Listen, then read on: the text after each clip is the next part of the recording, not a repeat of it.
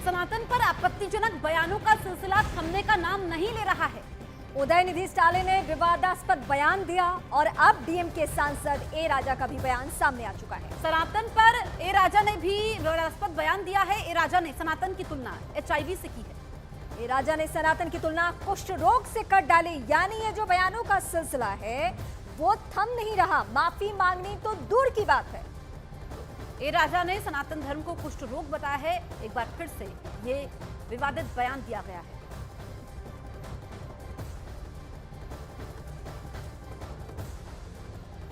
वहीं केंद्रीय मंत्री ज्योतिरादित्य सिंधिया ने INDIA गठबंधन पर सनातन धर्म का अपमान करने का आरोप लगाया है। उन्होंने कहा कि देश को विनाश के पथ पर ले जाना, सनातन धर्म को नष्ट करना, तुष्टीकरण और भ्रष्टाचार व्यापक करना ही INDIA गठबंधन का असली चेहरा है।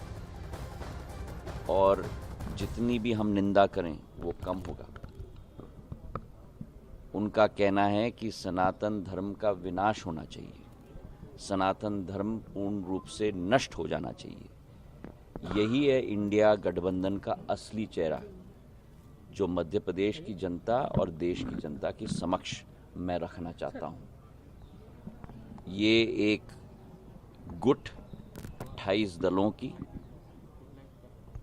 देश को विनाश के पथ पे ले जाने के लिए, सनातन धर्म को नष्ट करने के लिए, भ्रष्टाचार व्यापक करने के लिए, तुष्टीकरण व्यापक करने के लिए, यही इनका असली चेहरा है। सनातन पर जारी सियासी महाभारत के बीच एक के बाद एक विवादास्पद बयान सामने आ रहे हैं। इसी बीच RJD नेता जगदानंद सिंह का भी बयान सामने आया है। उन्होंने कहा कि देश को फिर से गुलाम बनाने की साजिश रची जा रही है। पूछो से कि भारत गुलाम किसके समय में हुआ, किनके समय में भारत गुलाम हुआ? क्या गरीबों का उस समय कोई पूछने, गरीबों को पूछने वाला था? अब टीका लगा के घूमने वाले ने भारत को गुलाम बनवाया था। और फिर कैसे भारत गुलाम हो जाए, रास्ते पर ले जाने का प्रयास कर रहा है निर्माण। राजस्थान बीजेपी के अध्यक्ष CP जोशी ने कहा कि सनातन धर्म का डंका पूरी दुनिया में बज रहा है और इसे कोई खत्म नहीं कर सकता। सनातन धर्म को मिटाने वाले मिट जाएंगे। अकबर भी, औरंगजेब भी, गजनवी भी, अलाउद्दीन खिलजी, ऐसे कई आए और चले गए, लेकिन यहाँ के लोगों ने, यहाँ की जनता ने, यहाँ के वीरों और शूरवीरों ने सनातन धर्म को कभी खत्म नहीं होने दिया और यही हमारा आधार है। आज सनातन धर्म तो पूरी दुनिया में डंका बजा रहा है। आप क्यों सनातन के पीछे पड़े हो? सनातन को कोई न तो खत्म कर पाया है, न वो जीवन में कभी कर पाएगा। तमिलनाडु के मुख्यमंत्री के बेटे उदयनिधि स्टालिन के बयान पर समाजवादी पार्टी के सांसद ST हसन ने पलटवार किया है। उन्होंने उदयनिधि स्टालिन को किसी भी धर्म के बारे में टिप्पणी न करने की नसीहत दी है। तो ST हसन ने उदयनिधि स्टालिन को सलाह दी है और ये कहा कि किसी भी धर्म के बारे में टिप्पणी न करें, क्योंकि उदयनिधि स्टालिन, जो कि तमिलनाडु के मुख्यमंत्री MK स्टालिन के बेटे हैं, अपने बयान पर कायम है। उन्होंने कहा कि वो माफी नहीं मांगेंगे।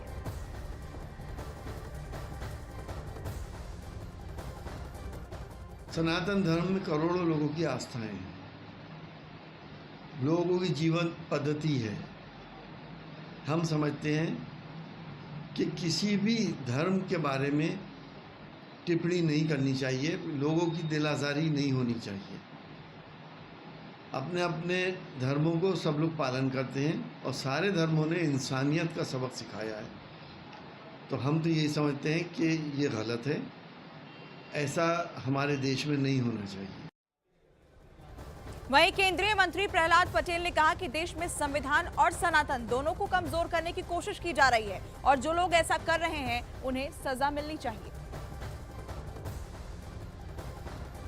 मुगल आकर चले गए, उन्हें दमन के साथ भी वो सनातन को नष्ट नहीं कर सके।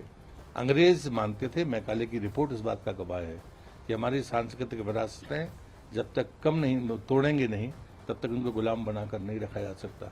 वो भी चले गए और आज जो लोग बोल रहे हैं, मैं उनसे कहता हूं कि मैं इस पर चर्चा करना नहीं चाहता।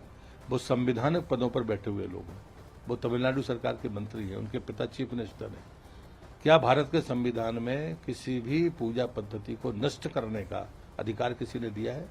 और इसलिए मुझे लगता है कि वो संविधान को चुनौती देने की गलती कर रहे हैं, अपराध कर रहे हैं। ऐसे लोगों को सजा भी मिलनी चाहिए और इन्हें सबक भी मिलना चाहिए। बीजेपी सांसद ब्रजभूषण शरण सिंह ने उदयनिधि स्टालिन के बयान की कड़ी निंदा की है। उन्होंने कहा कि हिंदू धर्म का अपमान करना कुछ लोगों का फैशन बन चुका है और बहुत दिनों से, और इंडिया शब्द की उत्पत्ति अंग्रेजों के आने के बाद हुई है। इस देश का नाम भारत था, भारत रहेगा, हमेशा रहा है।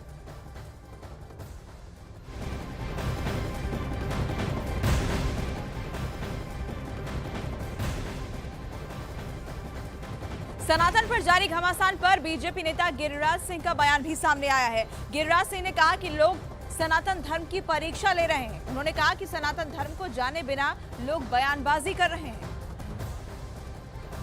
तो सनातन पर गिरिराज सिंह का बयान भी सामने आया। उन्होंने कहा कि लोग सनातन की परीक्षा ले रहे हैं, सनातन की यहाँ पर परीक्षा ले जा रही है, बिना कुछ जाने ही लोग इसे लेकर बयानबाजी कर रहे हैं।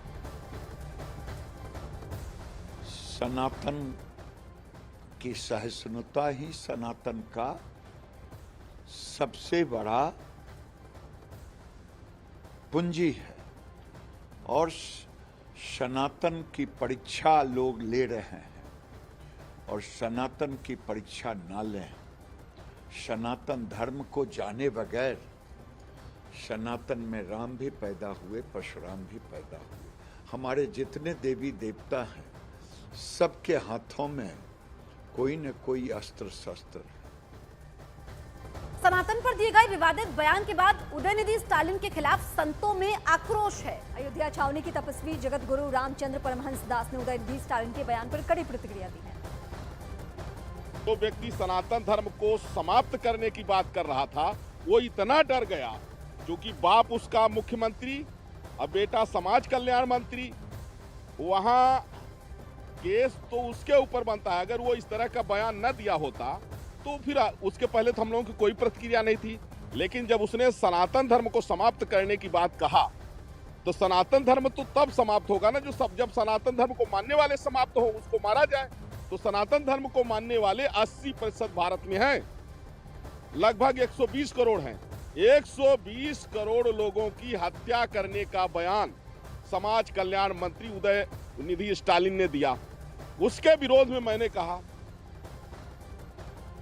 शिवसेना उद्धव गुट के सांसद संजय राउत ने उदयनिधि स्टालिन के बयान से किनारा करते हुए उदयनिधि को ऐसे बयानों से बचने की सलाह दी है। उदयनिधि स्टालिन साहब जो है मंत्री है और उनका बयान का कोई समर्थन नहीं करेगा। इस प्रकार के जो बयान है उससे बचना चाहिए। हम इंडिया के घटक दल है सब, ये आपकी राय हो सकती है, ये डीएमके की राय हो सकती है, द्रविड़ संस्कृति की राय हो सकती है, लेकिन इस देश में लगभग 90 करोड़ हिंदू रहते हैं, उनकी आस्था है। मुसलमान रहते हैं, पारसी है, जैन है, लिंगायत समाज के लोग हैं, सभी की अपने अपनी आस्था होती है। आप उनकी आस्था को ठेस नहीं पहुंचा सकते।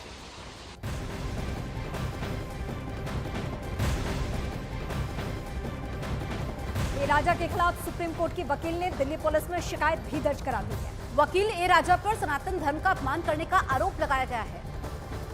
तो यहाँ पर ए राजा के खिलाफ शिकायत दर्ज करवाई गई है। दिल्ली पुलिस से यह शिकायत की गई है और यहाँ पर ए राजा पर आरोप है कि सनातन धर्म का अपमान किया है इन्होंने। भारत होना यानी भारत के स्वभाव को स्वीकार करना। It is Bharat. It is there in the constitution. Please, I would invite everybody to read it. Bharat तो भारत है, पहले भी था, है और भारत ही रहेगा। भारत ही नाम है, इसमें किसी को तकलीफ नहीं होना चाहिए। प्रेसिडेंट ऑफ भारत जो लिखा है ये बहुत सही है। चिढ़ क्या है, दिक्कत क्या है, क्यों जलन हो रही है?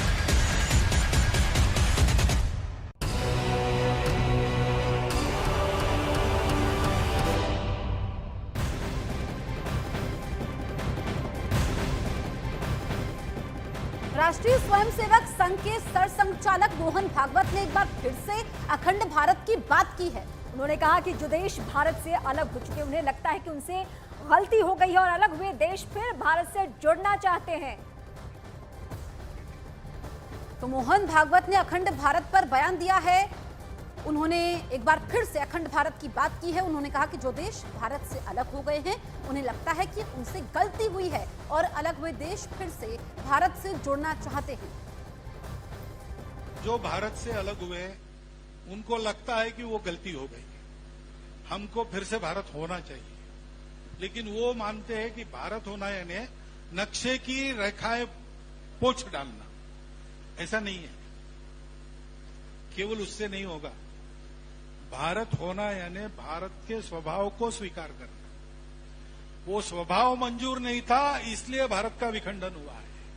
वो स्वभाव जब आ जाएगा तब कुछ बदलना नहीं पड़ेगा, सारा भारत एक हो जाएगा। इंडिया वर्सेस भारत को लेकर देश में सियासी घमासान मचा हुआ है। इस पर बहस की शुरुआत राष्ट्रपति भवन से आए एक निमंत्रण पत्र से हुई, जिसमें द प्रेसिडेंट ऑफ भारत लिखा था। वहीं प्रधानमंत्री के इंडोनेशिया दौरे के प्रेस नोट में the prime minister of Bharat लिखा होने से इस मामले ने और तूल पकड़ा और अब इस मुद्दे पर देश में एक नई बहस छिड़ चुकी है।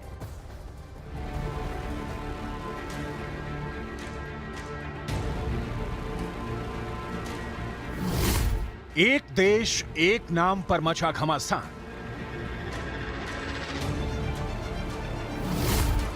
भारत नाम से विपक्ष हो रहा परेशान। इंडिया की जगह भारत लिखने पर उठाए सवाल। एक तरफ देश में G20 का मंच सजा है, वहीं देश के नाम को लेकर इन दिनों सियासी घमासान मचा हुआ है। पहले G20 के डिनर आमंत्रण पर द प्रेसिडेंट ऑफ भारत लिखा जाना और फिर प्रधानमंत्री के इंडोनेशिया दौरे के नोट पर